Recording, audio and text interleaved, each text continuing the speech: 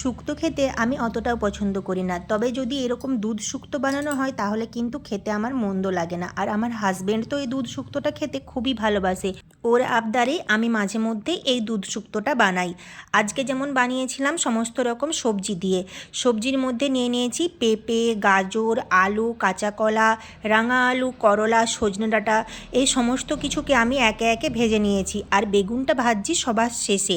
বেগুনটা ভালোভাবে লাল করে ভেজে তুলে রেখে দিচ্ছি, কারণ বেগুনটা একটু দেরিতে অ্যাড করব। তারপর কড়াইয়ের মধ্যে পরিমাণ মতো সর্ষের তেল দিয়ে বড়িগুলোকে বেশ লাল করে ভেজে তুলে নিয়েছি। এবার ওই তেলের মধ্যে দিয়ে দিচ্ছি 5 ফোড়ন এবং শুকনো লঙ্কা।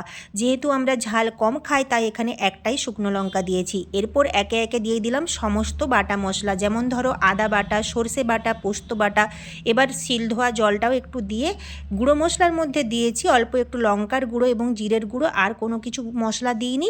এরপর অল্প জল দিয়ে বেশ খানিকক্ষণ ধরে মশলাটাকে একটু ফুটিয়ে নিয়েছি। তারপর আগে থেকে ভেজে রাখা সমস্ত সবজি অ্যাড করেছি, শুধুমাত্র বেগুনটা বাদে। এরপর দিয়ে দিলাম পরিমাণ মতো দুধ দিয়ে বেশ খানিকক্ষণ ধরে রান্না করে নিয়েছি। তারপর আবারও একটু কষিয়ে নিয়েছি। কষিয়ে নেওয়ার পর এখন আমি এখানে দিয়ে দেব পরিমাণ মতো একটু জল। এখানে গরুর দুধের সঙ্গে অল্প একটু নারকেলের দুধ দিতে পারলে আরও ভালো টেস্ট হয়। আমার আজকের শুক্তো রান্না তোমাদের কেমন লাগলো অবশ্যই কিন্তু কমেন্ট করে জানাবে।